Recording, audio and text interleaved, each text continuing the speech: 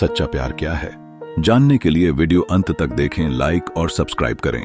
रोज की तरह विक्रमादित्य के कंधे पर लटका हुआ बेताल फिर एक कहानी सुनाने लगा।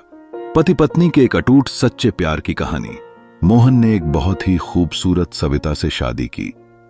शादी के बाद दोनों की जिंदगी बहुत प्यार से गुजर रही थी।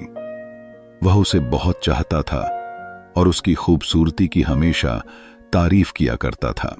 लेकिन कुछ महीनों के बाद सविता चर्मरोग से ग्रसित हो गई और धीरे धीरे उसकी खूबसूरती जाने लगी।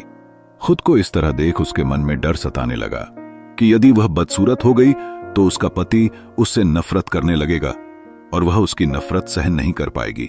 इस बीच एक दिन पति मोहन को किसी काम से शहर से बाहर जाना पड़ी दुधा था।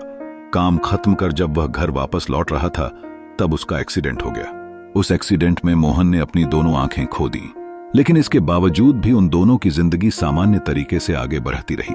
समय गुजरता रहा और अपने चर्म रोग के कारण सविता ने अपनी खूबसूरती पूरी तरह गंवा दी। वह बदसूरत हो गई, लेकिन अंधे पति मोहन को इस बारे में कुछ भी पता नहीं था, इसलिए इसका उनके खुशहाल विवाहित जीवन पर कोई प्रभाव नहीं पड़ी था। वह उसे उसी तरह प्यार करता रहा। एक दिन सविता की मौत हो गई। मोहन अब अकेला हो गया था। वह बहुत दुखी था। वह उस शहर को छोड़कर जाना चाहता था। उसने अंतिम संस्कार की सारी क्रियाविधि पूर्ण की और शहर छोड़कर जाने लगा। तभी एक आदमी ने पीछे से उसे पुकारा और पास आकर कहा, अब तुम बिना सहारे के अकेले कैसे चल पाओगे? इतने साल तो तुम्हारी पत्नी तुम्हारी मदद किया करती थी। मोहन ने जवाब दिया, दोस्त, मैं अंधा नहीं हूं।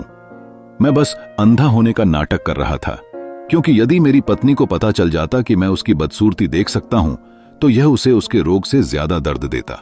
इसलिए मैंने इतने साल अंधे होने का दिखावा किया। सविता बहुत अच्छी पत्नी थी। मैं बस उसे खुश रखना चाहता था।